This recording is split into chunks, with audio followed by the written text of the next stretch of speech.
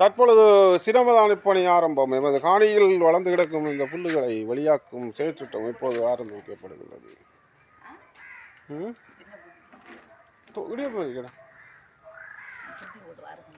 அதை விட மயக்க மரத்துக்கு இல்லை பாயக்களை போட்டு இடியப்பத்தை பாரு கொஞ்சம் தான் இருக்கு. 2-3 வாயில் வச்சு சாப்பிடுது. தற்பொழுது காணி இருக்க நிலவரத்தை பார்ப்போம். பிறகு வெளியாக்கிய பின் எவ்வாறு காணி வருகிறது என்பதை பார்க்கலாம். தற்பொழுது பாருங்கள், நமது அழகிய வீடு இவ்வாறு இருந்தது, தற்பொழுது இவ்வாறு இருக்கிறது. 150 ரூபா 150 ரூபாய்க்கு இடியப்பம் வாங்கினது காணாதன்ற நிலையில் அம்மா குழம்பி விட்டாவு. காலையில் தேங்காய்க்கு விளையாமன்னு சொல்லி சம்பல் மட்டும்தான் போட்டிருக்காங்க, சொதியும் இல்லை. அப்போ லீலாக்கா இப்படித்தான் கடையில் இப்போ வியாபாரம் நடக்குதாம். தென்னை மரத்தில் இருந்த தேங்காய் 2 குலை மிஸ்ஸிங்.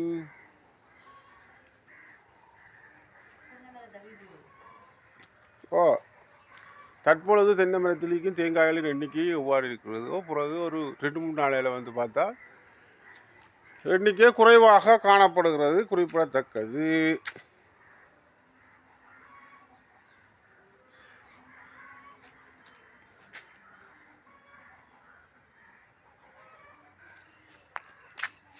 இருபத்தாறு பர்ச்சேஸ் காணி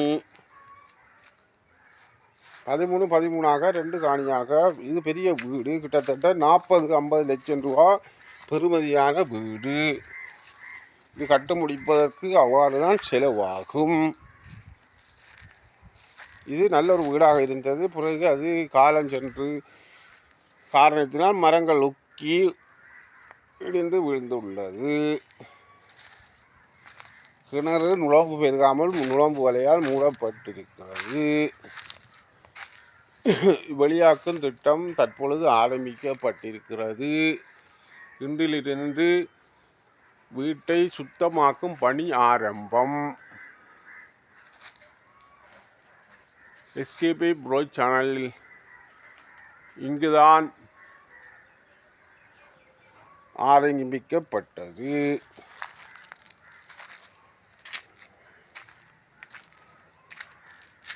கடந்த 1 வருடத்துக்கு முன் மிக அழகியாக இருந்த வாசல்கள் தற்பொழுது புல்லு பூண்டுகள் வளர்ந்து, அப்பாவின் இழப்பின் பின் புல்லு பூண்டுகள் வளர்ந்துள்ளது. அவர் இருக்கும் காலத்திலே ஒவ்வொரு புல்லாக பார்த்து பார்த்து பிடுங்கி வளர்த்த மரங்களும் இருக்கின்றன. மிகவும் அழகிய நிலையிலே இருந்த காணி தற்பொழுது 1 வருடத்தின் பின் மிகவும் புல்லு வளர்ந்த நிலையிலே காணப்படுகின்றது. கிட்டத்தட்ட 7,000-8,000 ரூபா கொடுத்து வெளியாக்கப்பட்ட காணி. கடந்த 2 மாதங்களுக்கு 3 மாதங்களுக்கு முன் கொடுத்து வெளியாக்கிய காணி திரும்பவும் புல்லு பூண்டுகள் வழங்கப்பட்டுள்ளது. அயலவர்கள் இந்த காணியிலேயே பக்கத்து வீட்டுக்காரர்கள் குப்பைகளை அள்ளி போடுவது வழக்கம். அந்த வகையில் வந்த குப்பைகள் தான் அந்த ஆகிக்கிறது. நிறைய குப்பைகள் கூலங்களாக காணப்பட்டாலும் இது தற்பொழுது ஒரு சில மண்தியாளங்களிலே தூய்மையாக்குவதற்கு திட்டமிடப்பட்டிருக்கிறது. நேரம் காணாதபடியால் வெயிலின் மத்தியிலே தற்பொழுது பின்புற வாசலை பார்க்கலாம்.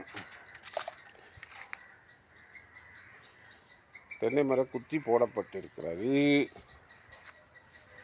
அழகிய மாமரம் ஒன்று வெட்டப்பட்டிருக்கிறது.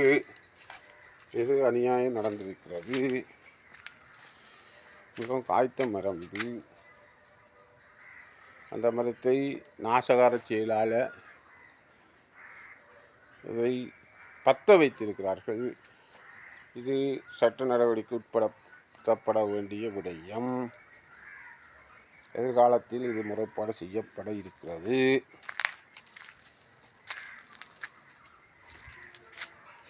மிக அழகிய காய்த்துக்கு ஓ அப்பா எப்படி காய்த்த மரம்டாப்பா இது.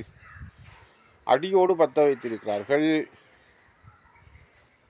இதை வைத்தவர்களின் மனநிலையும் மனிதர்களை பற்ற வைப்பது போல் பற்ற வைத்திருக்கிறார்கள். இது அழகிய மரம், மிகவும் காய்த்த மரம்.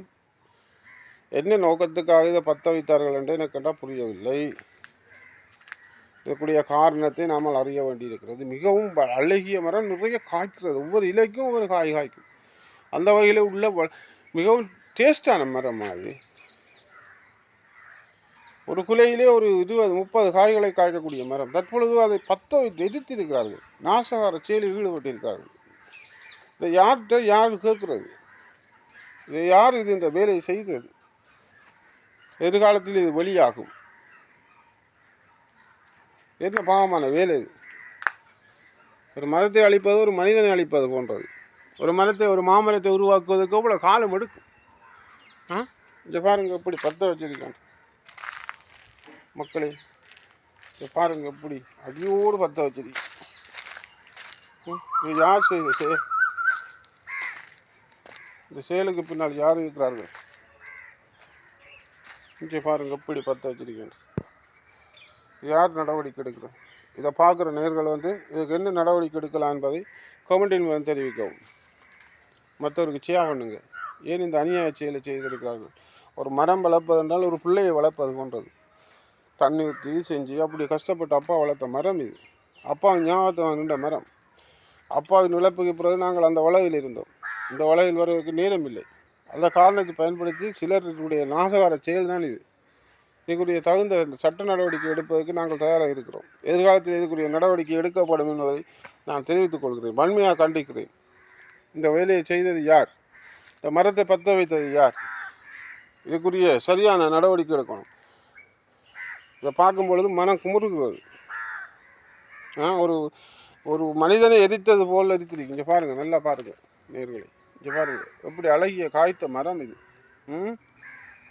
மக்களை இதை நீங்கள் தான் பார்த்து இதுக்குரிய தீர்வை நீங்கள் தான் சொல்லணும் உங்கள் சேனலுக்கு.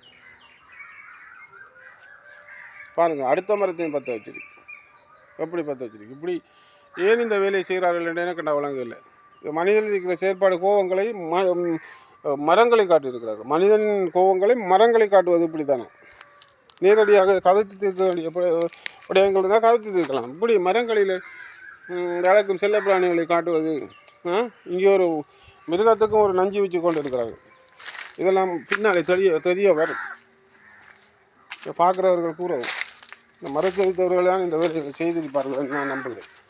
யார்கள் குப்பைகளை கூலங்களை எப்பாறு போட்டிருக்கிறார்கள். இதெல்லாம் நாங்களாம் பலியாக்க வேண்டி. சரியா? இந்த வேலைகள் சரியா? மக்களே சரியா? நீங்கள் தான் கூற வேண்டும். ஒரு சில காரணங்களுக்காக இந்த வளவுக்குள் நாங்கள் வருவதற்கு கொஞ்சம் காலம் எடுத்திருக்கிறது. வந்து பார்ப்பதற்கு கொஞ்சம் எங்களுக்கு நேரம் தேவைப்பட்டது. அப்பா நிலப்பூ அது இது. அப்போ அதிலிருந்து மீண்டு வரத்துக்கு இடையில் இந்த வளவை இவ்வாறு நாசகார செயலில் ஈடுபட்டிருக்கிறார்கள். யார் செய்தது? இது யார் பதில் சொல்ல போகிறார்கள்? இது யாருக்கு பின்னணியில் இருக்கிறார்கள்? இது போன்ற கேள்விகளுக்குரிய பதில்களை உரியவர்களை சட்ட நடவடிக்கை மூலம் எடுப்பேன் என்பதில் ஐயமில்லை. எடுப்பேன், கட்டாயம் எடுப்பேன். இது நிச்சயம். இந்த மரத்துக்காக நான் உயிர் போகும் வரை நான் போராடுவேன். எப்படி பார்த்து வச்சிருக்கேன்னு அது நல்லா காய்த்து இங்கே ஒரு மாமரம் என்பது ஒரு மனிதன் போன்றது. ஏன் இந்த வேலையை செய்கிறார்கள்? இந்த காணியில் இந்த மரங்களை ஏன் இவ்வாறு செய்தார்கள்? இதுக்குரிய வழி, இதுக்குரிய பதில் எனக்கு வேணும். பதில் கூற வேண்டிய ஆட்கள் இருக்கிறார்கள்.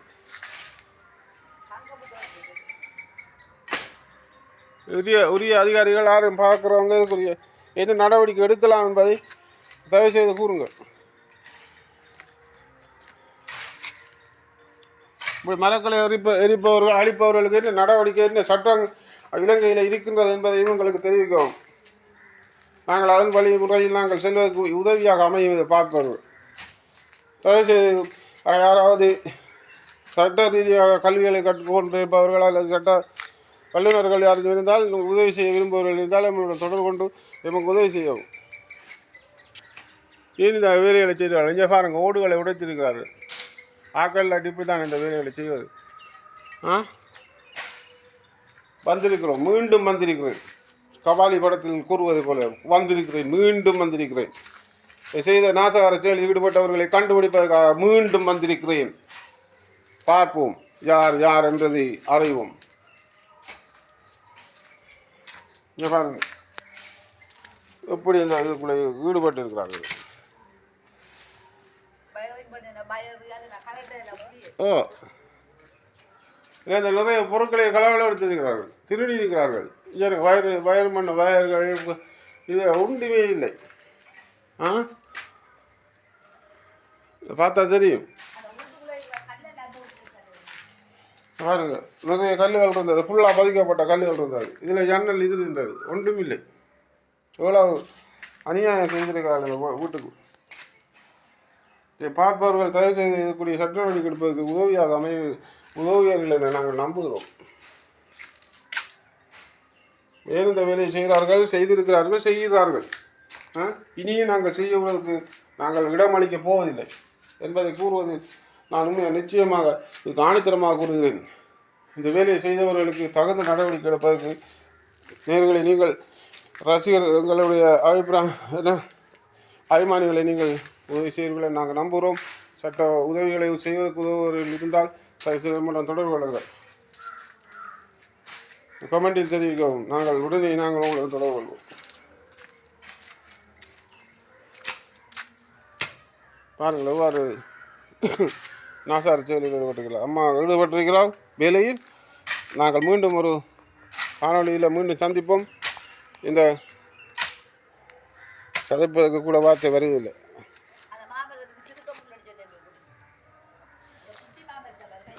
ஒரு பிள்ளைக்கு ஒரு இது செய்வது போன்றது, ஒரு அழிப்பது போன்று, கொலை செய்வது போன்று செய்திருக்கிறார்கள் ஒரு மாமரத்துக்கு.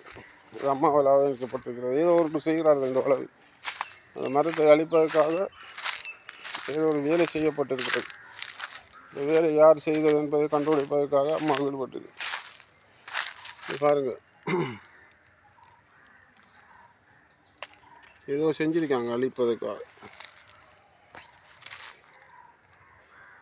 மரமானது ஒரு குழந்தை போன்றது, அப்பாவால் வைக்கப்பட்டது. அப்பா டைபிரிஸ் அழிக்கிற மாதிரி அவரை செஞ்சிருக்காரு. முற்றாக அழித்திருக்கார், முற்றாக சேதப்படுத்திருக்கார். எவ்வாறு வன்னியத்தில் 2009ஆம் ஆண்டு அழிக்கப்பட்டதோ அதே போல் இந்த வீடு வளவை அழித்திருக்கிறார்கள். அப்பா இழப்பு பிறகு நாங்கள் அங்கே அந்த காணிலாம் இருந்து நாங்கள் எங்களை வளவில் அதை பயன்படுத்தி கொண்டு இந்த இதை செஞ்சுருக்கிறாங்க. இல்லை இல்லை இந்த இது என்ன மரத்துக்கு நான் நேரடியாக பார்க்கலாம். ஏதோ ஒன்று செஞ்சுருக்காங்க மரத்துக்கு, இந்த மரத்தை படம் வைக்கிறதுக்காக. அந்த மரத்தை பற்ற வச்சிருக்காங்க. இந்த மரத்தை ஏன் இந்த வேலையில் செய்கிறார்கள் என்று எனக்கு விளங்கவில்லை. பாருங்கள், இது நான் மீண்டும் ஒரு காணொலியில் உங்களை சந்திக்கிறதில்லை, சந்திப்பேன்.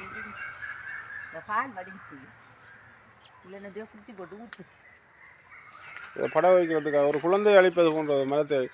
கிட்டத்தட்ட இது வயது வந்து கிட்டத்தட்ட எத்தனை வயது இருக்குமா? இருக்குமா? அதுக்கு ஒரு 15 வயது அப்படி இருக்கு. ஒரு 15 வயது குழந்தை அழித்தது போல, அதுவும் அதே மாதிரி தான். அதை பற்ற வச்சுருக்கா, ஒரு குழந்தைய பற்ற வைத்தது மாதிரி. இப்படி செஞ்சுருக்கிறார்கள். நாலு இதில் வெளியாக்கிய பின் மீண்டும் ஒரு காணொலியில் உங்களை சந்திப்போம். அதுவரை நன்றி, வணக்கம்.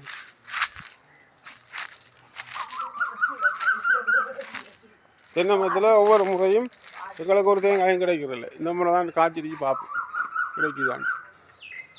இதில் கொஞ்சம் அந்த வளவை நாங்கள் இது கொடுத்துட்டு இதுக்குள்ளான் பெற போகிறோம். இப்போ வேலி அமைச்ச பிறகு கொஞ்சம் பாதுகாப்பு வேலி அமைச்சாச்சு. இனி ஒவ்வொரு பகுதியாக நாங்கள் இதுக்குரிய நடவடிக்கை எடுப்போம். இதுக்கு என்ன நடக்குதுன்றது அறியும். இந்த காணிக்கு என்ன நடந்தது, என்ன நடக்கிறது, என்ன நடக்க போகிறது, செய்யப்பட்ட விஷயங்கள், சம்பவங்கள் முழுதையும் நான் அடுத்தடுத்த காணொலியில் நான் தெரிவிப்பேன். தொடர்ச்சியாக பார்க்குறாக்களுக்கு விளங்கும். இதை செய்ய விரும்புகிறவர்கள் தொடர்பு கொள்ளலாம், கமெண்ட்டு தெரிவிக்கவும். அம்மா ஊட்ட போட்டான் ராவு. ஆகவே நான் இப்போ வீட்டை போகிறேன். இந்தா அவள் வீட்டை சொல்லி போட்டு அவள் வழியாக்க போகிறான். அவளை இப்படி ஒவ்வொரு நாளும் செய்ய அது வேலையை முடிஞ்சிடும். இதில் ஒரு கடையொண்டை போட்டு, இதில் ஏரியாக்குள்ளே கடை இல்லை, அது கடையொண்டை போட்டு இங்கே நாங்கள் வந்துடலாம். இந்த மரத்தை தான் பார்க்க சிறியான கவலையாகிறார். மீண்டும் ஒரு காணொலியில் தூய்மையாக்கப்பட்ட பிறகு உங்களுக்கு நான் அறிவிக்கிறேன். நன்றி, வணக்கம்.